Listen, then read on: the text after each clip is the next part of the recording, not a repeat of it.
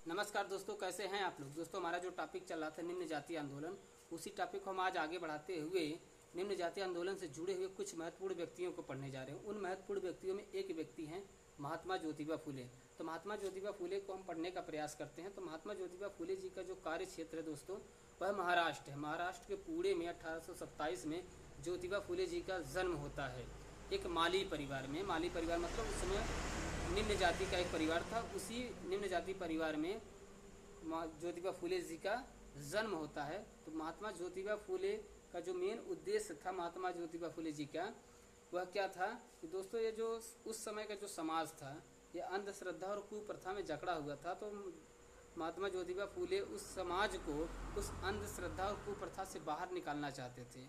महात्मा ज्योतिबा फुले एक चीज़ के प्रबल विरोधी थे। जो समाज में जाति के आधार पर विभाजन था, यह इसके प्रबल विरोधी थे महात्मा ज्योतिबा फुले। अर्थात उनका मानना था कि समाज में जाति के आधार पर विभाजन नहीं होना चाहिए। और ज्योतिबा फुले एक चीज़ के प्रबल हिमायती थे। किस चीज़ के हिमायती, किन लोगों के हिमायती थे?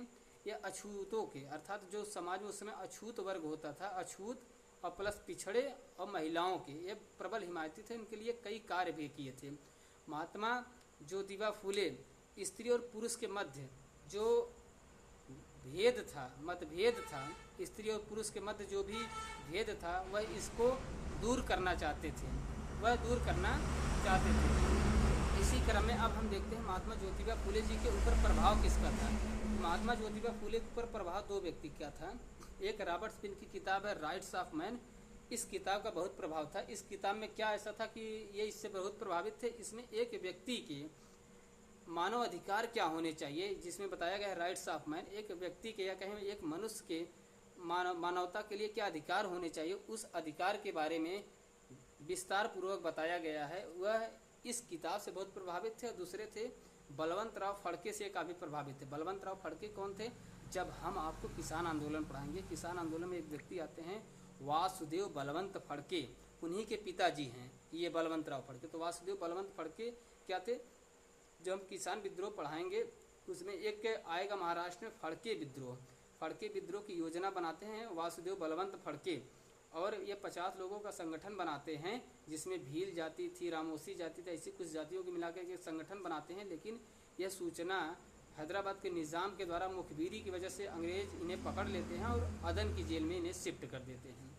ये जब हम किसान आंदोलन पढ़ाएंगे तब बताएंगे। फिलहाल वासुदेव बलवंत फड़के के पिताजी हैं बलवंत राव फड़के। इन्हीं का प्रभाव इनके ऊपर था, ज्योतिबा फुले जी के ऊपर। तो ज्योतिबा फुले जी प्रेरित किससे थे? ज्योतिबा फुले जी प्रेरित दो व्यक्ति से थे। एक थे जॉर्ज वाशिंगटन, जो अमेरिका के पहले राष्ट्रपति थे, और दूसरे व्यक्ति थे शिवाजी महाराज। शिवाजी महाराज से क्यों प्रेरित थे? तो आप समझ सकते हैं। जब हम आपको मुगल सल्तनत पढ़ाएंगे तो औरंगजेब उत्तर भारत और दक्षिण भारत को, पूरे दक्षिण भारत को एक करने का प्रयास कर रहा था। अर्थात वह मुगल सल्तनत में दक्षिण को भी मिलाना चाहता था। इसी क्रम में उसका संघर्ष शिवाजी जैसे लोगों से होता है, जो कि उस समय हिंदू राष्ट्र को लेकर संकल्पित थे। और लड़ाइयाँ भी कई होती हैं। जब हम आपको मुगल सल्तनत पढ़ाएंगे तब बताएंगे। फिलहाल आप इतना जानिए, महात्मा ज्योतिबा फुले स्त्री शिक्षा के बहुत बड़े हिमायती थे। कैसे हिमायती थे? 19वीं सदी की अगर हम बात करें तो 1801 से लेकर के 1900 तक, 19वीं सदी में स्त्रियों को शिक्षा ही नहीं दी जाती थी। शिक्षा नहीं दी जाती थी। कैसे ये पता चलता है कि जब 1851 में महात्मा ज्योतिबा फुले पहली बार एक कन्या विद्यालय की स्थापना करते हैं, तो वह यह तलाश करते हैं कि अध्यापिकाएं या टीचर को वहाँ पे रखना चाहते थे, पर कोई टीचर वहाँ पे मिलते नहीं हैं, खासकर स्त्री शिक्षा को लेकर के।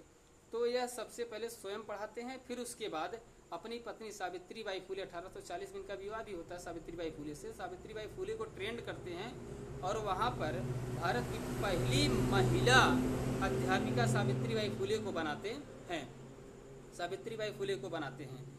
और यह जो समाज सुधारक का कार्य जो कर रहे थे समाज सुधारक के लिए, यह कई किताबों के माध्यम से करते हैं। आगे हमने मेंशन भी किया है, कई किताबें लिखते हैं।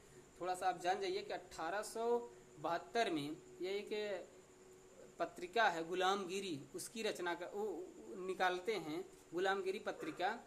और 1876 में यह पुणे नगर पालिका के सदस्य बनते हैं। 1888 में इन्हें महाराष्ट्र के द्वारा, महाराष्ट्र में एक जनसभा हो रही थी, उन जनसभा के द्वारा इन्हें महात्मा की उपाधि दी जाती है और 1890 में इनकी मृत्यु हो जाती है। इनकी कुछ किताबें हैं जो आप जानते रहिए, एग्ज़ाम की अगर तैयारी कर रहे हैं तो आप किताबों का यहाँ से पूछ लेता है कि किताब किसकी है।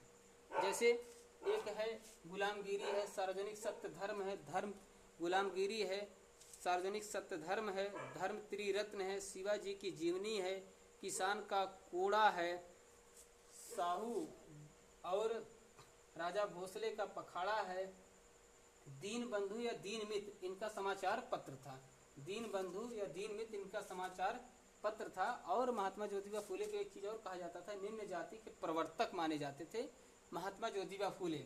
इन्होंने एक धर्म स्थापित किया था, सत्य शोधक समाज। इसकी स्थापना 23 सितंबर 1873 को किया गया था। उद्देश्य क्या था? वंचित वर्गों को विकास की मुख्य धारा में लाना, अस्पृश्यता को खत्म करना और ब्राह्मणों के पाखंड से समाज को बचाना। जैसा कि हमने आपको विस्तार पूर्वक महात्मा ज्योतिबा जी के बारे में बता दिया है। उम्मीद है कि आप समझ गए होंगे। अगर आप समझ गए हैं तो ज़रूर बताइएगा।